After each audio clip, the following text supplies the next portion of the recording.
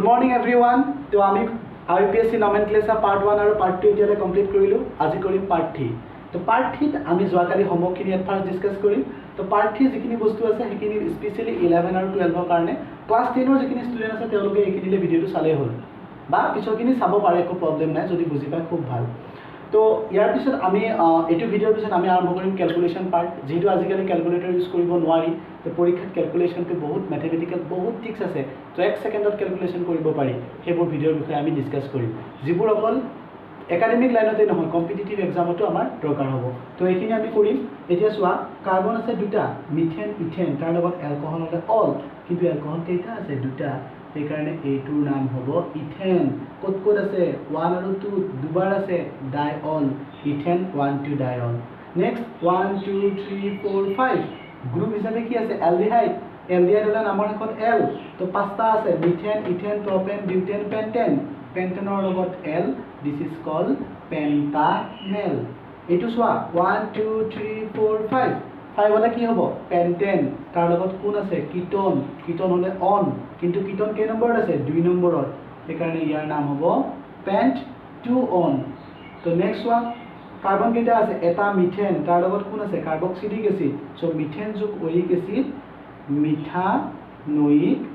acid তো next তো চোৱা এটা ব্ৰোমিন আছে ক্লোৰিন আছে ইংৰাজী অ্যালফাবেটিক্যালি ব্ৰোমিনক ফাৰ্স্ট প্ৰিফাৰেন্স দিব লাগিব কাৰণ ব্ৰোমিনৰ বি ক্লোৰিনৰ সি ব্ৰোমিন কোড আছে 1 2 2 নম্বৰত আছে সো সেই কাৰণে এটো হৈছে 2 ব্ৰোমো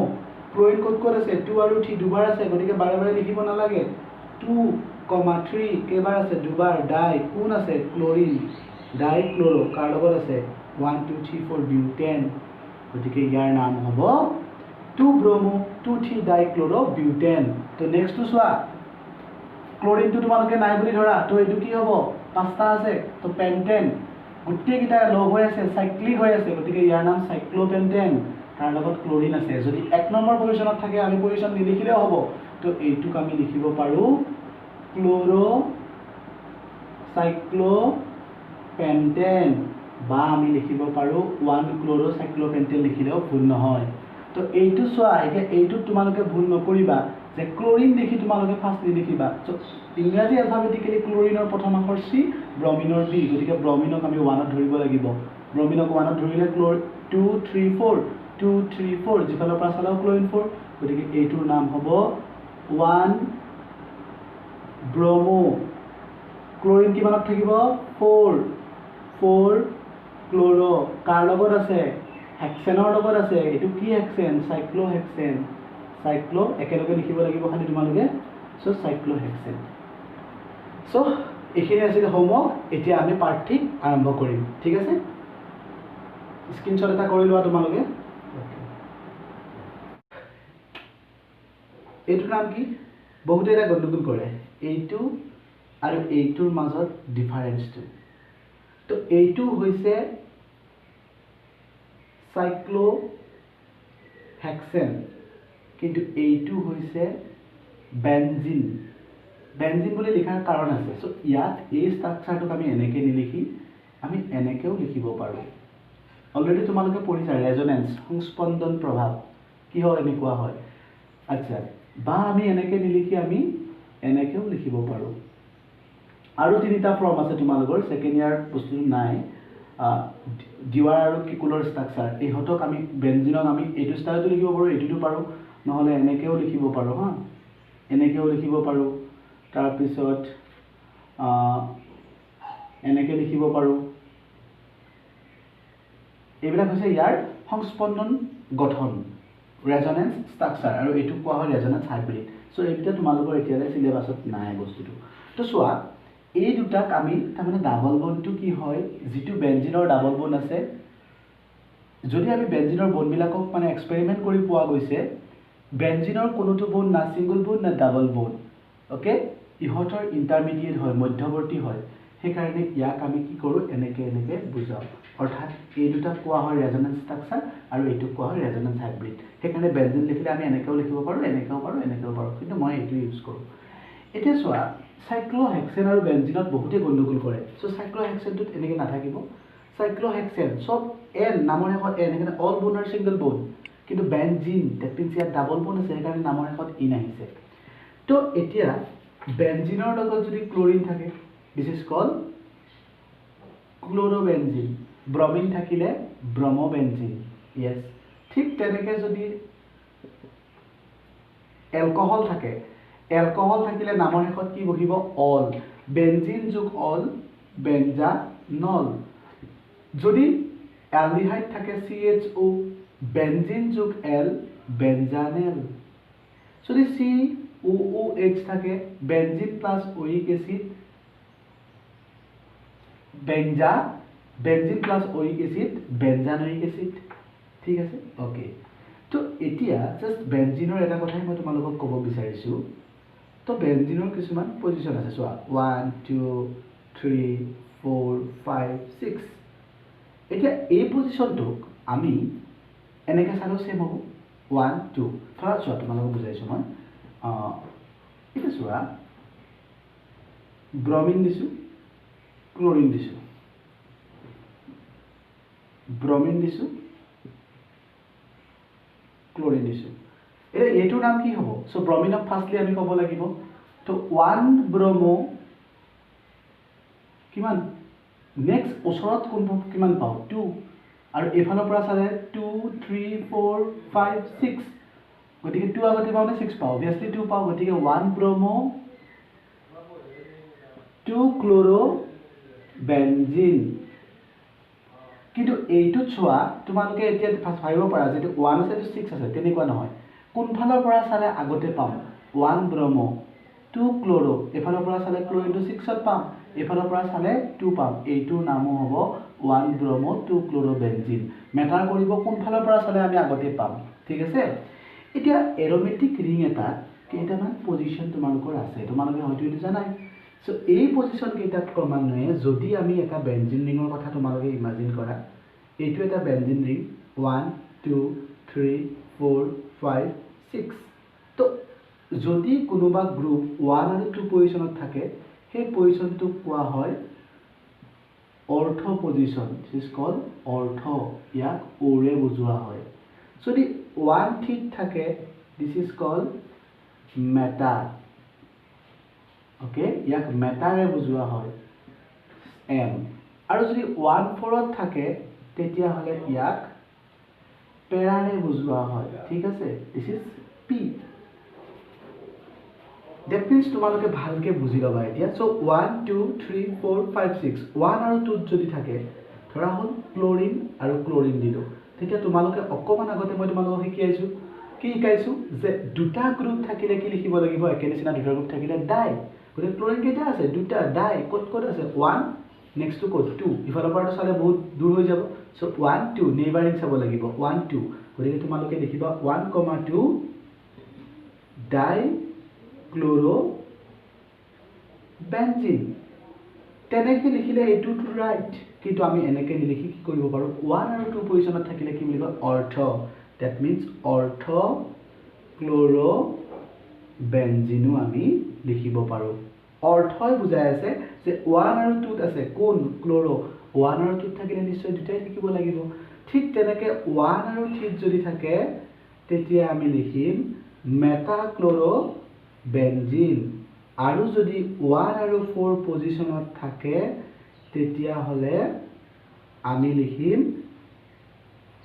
পেৰা ক্লোৰো বেঞ্জিন ক্লিয়াৰ ওকে এতিয়া তোমালোকৰ নমেনক্লেচাৰ যেতিয়া কৰিবা আসলতে বস্তুবোৰক আমি বিভিন্ন ধৰণে লিখিব পাৰো তো ফাৰ্স্ট আমি যেতিয়া ক্লাস 10ত শিকিছিলো তো আমাক সাহতে কেনেকৈ শিকাইছিলে এনেকৈ শিকাইছিলে এনেকৈ ভাঙি ভাঙি যাতে কাৰ্বনৰ ভ্যালেন্সি 4 হৈ থাকে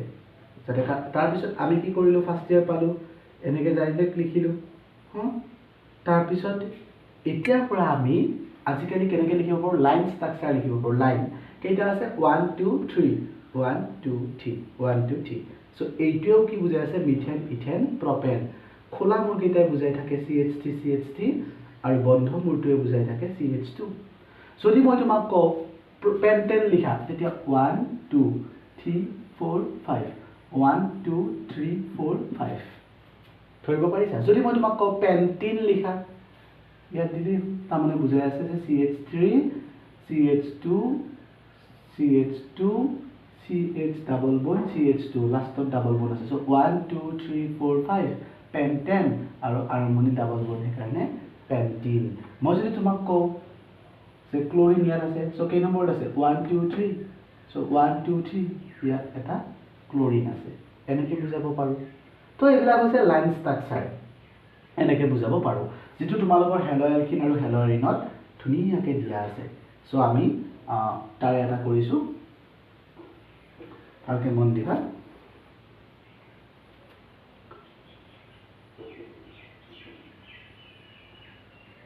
এতিয়া এইটোৰ নাম কি হ'ব তো চাব লাগিব 1 2 3 4 5 কাৰ্বন 5টা আছে প্ৰতিটো চুকত ওপেন চেইন বিলাকত মিলাব লাগিব তোমালোকে ধুনীয়াকৈ হা এতিয়া চোৱা ৰবা দেই স্লিপ হৈ গ'ল আচ্ছা 1 2 3 4 5 তো 5টা আছে 5টা হলে কি হ'ব পেন্টেন কিন্তু কি বন আছে ডাবল বন ক'ত আছে 1ত আছে 2 3 4 আৰু 4ত আছে ডাবল থাকিলে কি ডাই কি আছে ডাবল বনৰ কাৰণে কি আহে নামৰ শেষত ইন গতিকে ইয়াৰ নাম হ'ব 1 2 3 4 5 ইয়াৰ নাম হ'ব পেন্ট 1,4 তাত কি আছে ডাই আছে কোন ইন পেন্ট 1,4 ডাই ইন ইয়াক আমি সিম্পলি এনেকৈ লিখিব পাৰো ঠিক আছে এতিয়া চোৱা যদি তোমালোকক মই এনেকৈ দি দিওঁ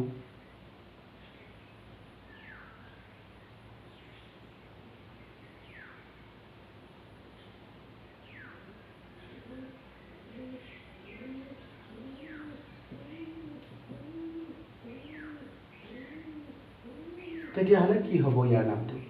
তো এইটো একো চিন্তা কৰিব লগা নাই ইয়াত আছে CH3 নেক্সট ইয়াত আছে তোমালোকে ফাৰ্ষ্ট টাইম এটা কাম কৰিবা সব C দি ল'বা C ইয়াত এটা C আছে নেক্সট ইয়াত যোৱা ইয়াত C এটা আছে সো ইয়াত C আছে C লগত ইয়াত একো যদি নাথাকে আমি কি কৰিম CH3 ধৰিব লাগিব তো নেক্সট ইয়াত এটা C আছে তাৰ লগত H কেইটা আছে দুটা CH2 আৰু Br সো ই চাৰিটা পাই আছে এটা দুটা হলে তিনিটা এফালৰ পৰা এটা চাৰিটা ই পাই আছে 1 2 3 আৰু এটা লাগিব ইয়াক লাগিব দুটা ইয়াক লাগিব দুটা আৰু ইয়াক লাগিব দুটা সো এইটো ষ্ট্ৰাকচাৰ তো ইয়াৰ নাম কি হ'ব সো অবিয়াসলি ব্ৰহ্ম আছে আৰু মিথাইল আছে সো ব্ৰহ্মক আমি আগতে ধৰিব লাগিব গতিকে ইয়াৰ নাম হ'ব 1 ব্ৰহ্মো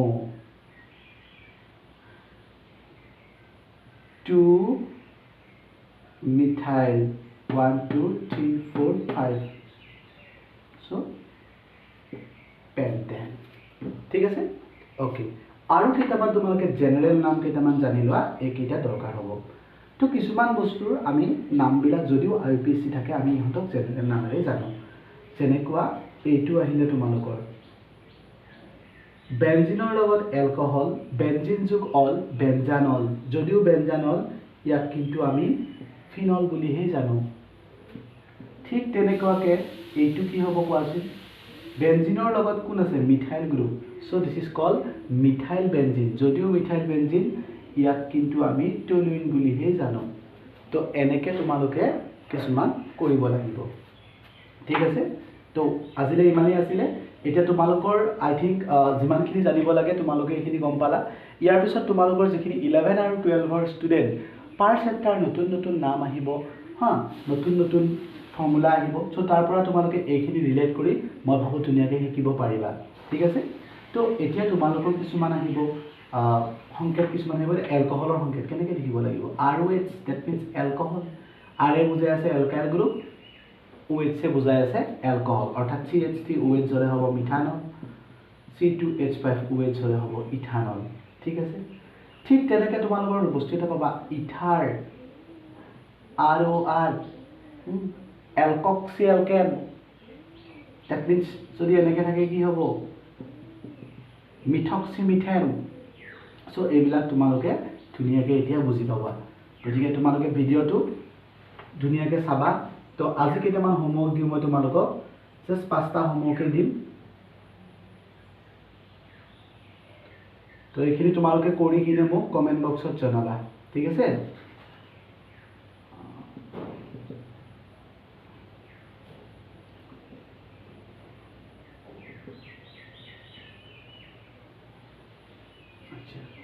যদি কোনোবা বস্তু ব্ৰেকেটত থাকে তাৰমানে এই ব্ৰেকেটত থকা বস্তুটো এই চিটোৰ লগতহে ৰিলেটেড আছে গতিকে তোমালোকে এইটো কৰিব চেষ্টা কৰিবা